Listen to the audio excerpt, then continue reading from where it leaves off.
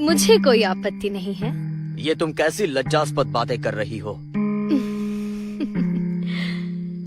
आपको क्या लगता है स्वामी कि मैं यहाँ हर रोज अकेले गांव से इतनी दूर सिर्फ यहाँ स्नान करने आती हूँ?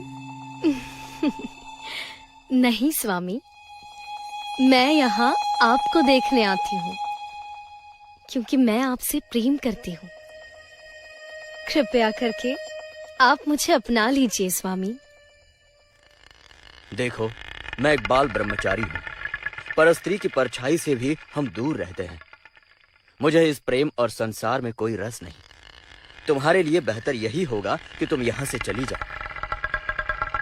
परंतु स्वामी, मैं आपसे सच्चा प्रेम करती हूँ।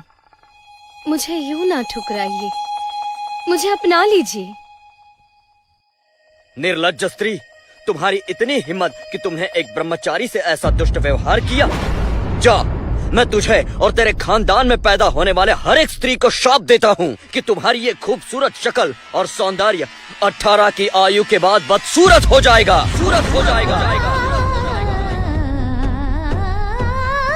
तुम सब 18 की उम्र में 80 के दिखोगे।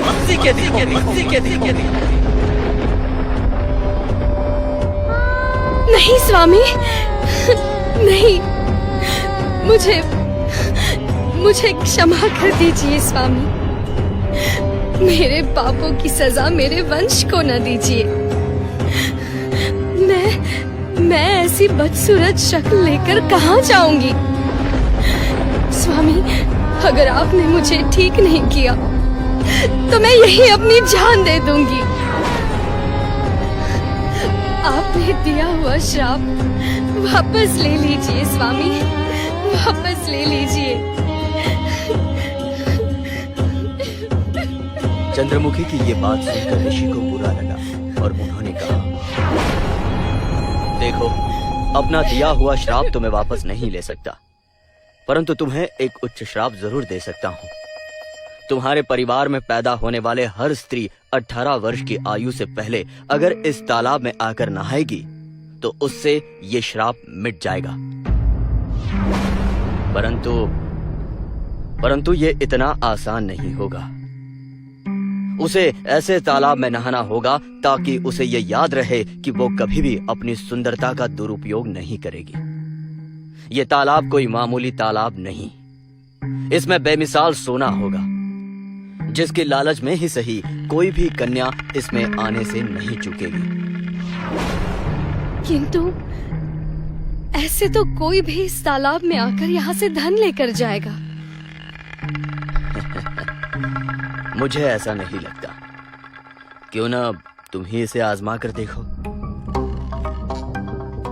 स्वामी के कहने पर चंद्रमुखी उस तालाब में उसका बदन जलने लगा।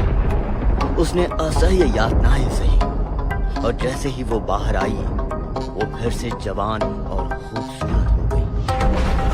खुद का रूप वापस पाकर चंद्रमुखी बेहद खुश हुई, पर जैसे ही उसने पीछे मुड़कर देखा तो वो तालाब वहां नहीं था।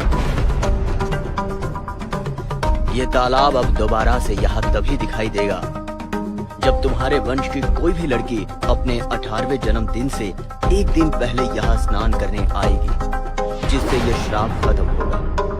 उनके अलावा अगर कोई इस तालाब में सोने के लालच में उतरा तो उसकी मृत्यु निश्चित होगी।